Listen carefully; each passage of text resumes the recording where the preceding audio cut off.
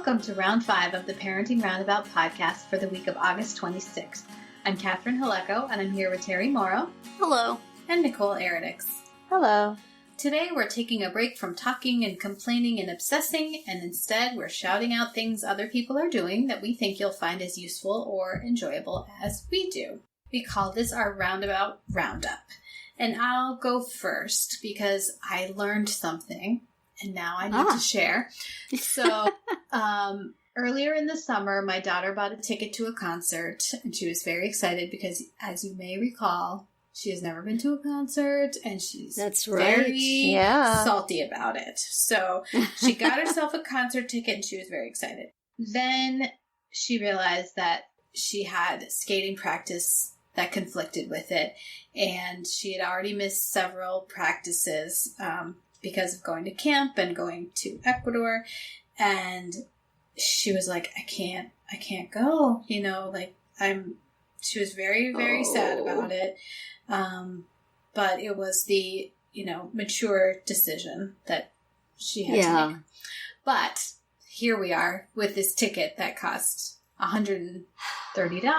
And so I'm like, you need to ask your friends, so she's asking her friends if anybody wants it. And I put it up on Facebook and tried to sell it there.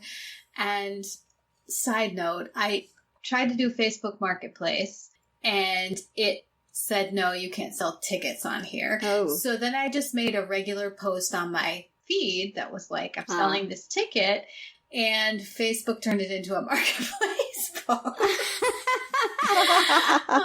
So anyway. So for those of you wishing to skirt the rules. Yeah, that's how you do it. But anyway, it was getting closer and closer, and we were having no nibbles, and I was starting to worry. And my daughter said, well, maybe just put it on eBay.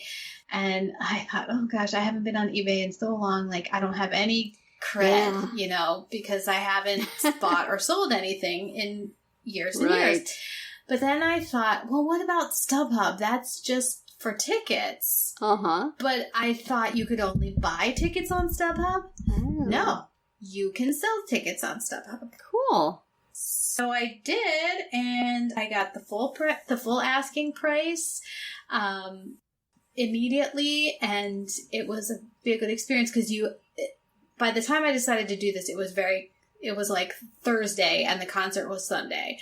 So I had to overnight the actual ticket, the wristband that I had, to their office. So that, made it so that we wouldn't, if someone did turn up and said, oh, I do want it, I wouldn't have it anymore. I wouldn't be able to sell it myself. So it was a risk, and it had to be overnighted because it had to be there by Friday for a Sunday concert. And but I did not have to pay for the shipping, and then it sold. Nice.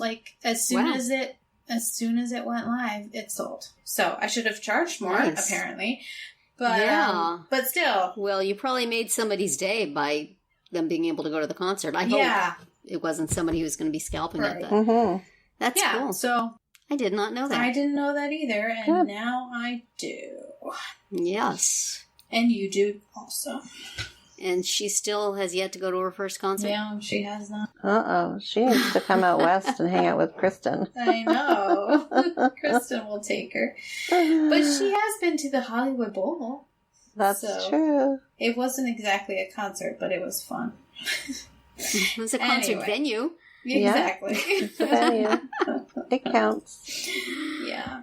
So, what do you have, Terry? Well, speaking of venues, I recently had a day where I had to go and be in a town about half an hour away from me. My son works there, and he was working like a 7 to 3 shift, and I thought, you know what, instead of driving a half an hour there and a half hour back and then going out later and doing the same thing, I'll just go and I'll stay down there. And it was a Sunday, and so I had, spent some time in the library nearby where he works, and I thought I'll just go sit in the library for 8 hours. It'll be fine. So I Googled the library, and Google told me that the library was open at 9 a.m. on Sunday, and I thought, oh, how nice. I'm surprised it's open that early on Sunday. But okay, so, I dropped my son off at 7 a.m. There was a church nearby, so I went to church, and then I just kind of hung out in the parking lot of the library waiting for it to open, and waiting and noticing that there were absolutely no staff cars anywhere nearby. And so I went on to Google again, and this time I clicked to go on the website of the library where it says, closed on Sundays in the summer. And as a matter of fact, in the rest of the year, it doesn't open till 1 o'clock. So, lesson number 1, do not always trust Google's starting hours. As I shared with another person who drove through, clearly having been told by Google that it would be open. So I'm like, well, what am I going to do? I need to be here 8 hours. I need to be someplace where I can plug in. And the library is really good for that. They have those tables with the plugs in them. It's perfect. Because I was going to do some work. I had all my work planned out that I was going to do, but I need to be able to plug in my laptop. So I thought, well, I'll go over to, there's a Barnes & Noble nearby. Barnes & Noble was opening up at 10, so I stayed in the library parking lot till 10, drove over there, looked in the cafe, no plugs anywhere. Clearly they do not want people sitting there for 8 hours plugged in. No plugs in the cafe. So I thought, well, this is a problem. I found one plug sort of in a corner where there was a chair, and I thought, well, worst comes to worst, I can use that. But there was a FedEx office in like the next little mall over. So I walked over there, and I walked in, and I said, hey, you know what? I know you guys rent computer time. Can I just come in with my laptop and plug in somewhere? Can I rent some electricity from you? And they laughed, and they said, oh, we don't charge for that. And they showed me over to a little workspace that had plugs in it, and I sat there for 3 hours, and then I, got everything all charged up, and then I went over to Barnes & Noble, had lunch, and it turned out to be a very nice day. So I don't know if FedEx offices always do that. I don't know if they were supposed to do that, or if it was just a slow day and they figured it wouldn't hurt anything, and the old lady looked sweaty and tired, or what. But it was a really nice place to work. It was nice and cool. I bought myself a bottle of water and some headphones to earn my keep. But, it was, if you are ever in that situation where you need to be working somewhere for a space of time where you will need to be plugged in, and there is a FedEx office nearby, go in and ask if you can sit in one of the little carols they have for people who are printing stuff. Maybe it'll work out. Buy a bag of chips or something to cover the cost of your taking up space. But thank you to the FedEx office in Morris Plains. I hope that I'm not getting you in trouble by talking about you on the radio, that you just did a good, kind deed for an old person. But anyway, it was very nice. Very cool. Awesome. Well, I know there's a lot of mummy blogs out there, and sort of also, a lot of parenting blogs and Twitter accounts and Instagram accounts, but I came across one on Twitter this morning that has just, I haven't stopped laughing every time. I think that's her main kind of avenue, or her social media outlet is Twitter, but she has a little bit on Instagram. I haven't checked out her Facebook page yet, but she calls herself Sarcastic Mummy, but her Twitter name is Sarcastic Mummy 4, the number 4. Are there 3 other sarcastic mummies? There must be.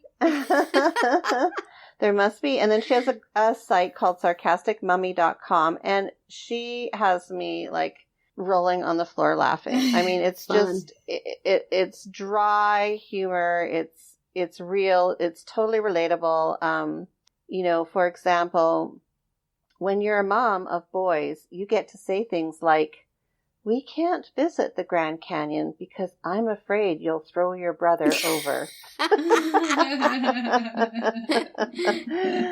So she's just got it, nails it. Nails this parenting thing and a very sarcastic kind of tongue-in-cheek aspect to it. So yeah, I've been enjoying scrolling through her Twitter account, and then her site is a blog, and it the last couple of posts I've seen have been the story behind the tweet. So she'll post the tweet, and then she'll write about why she posted that tweet, That's a good way to do it. It's a neat angle, huh? Yeah. Yeah. So anyway, enjoying her. Nice. Yeah. That's my shout outs. Okay, well, that's it for another week of Parenting Roundabout. If you missed any of our earlier episodes this week, look them up on Apple Podcasts or wherever you get your podcasts to hear what we have to say about weddings, high school schedules, kids' big decisions, and what we're watching on TV. You can also find all our episodes at parentingroundabout.com and talk back in the comments there, on our Facebook page, or on Twitter, where you'll find us at Roundabout Chat. And please visit our Amazon shop at amazon.com/shop/mamitude, where you can find links to a lot of the things we talk about here. Have a great weekend and see you back here on Monday.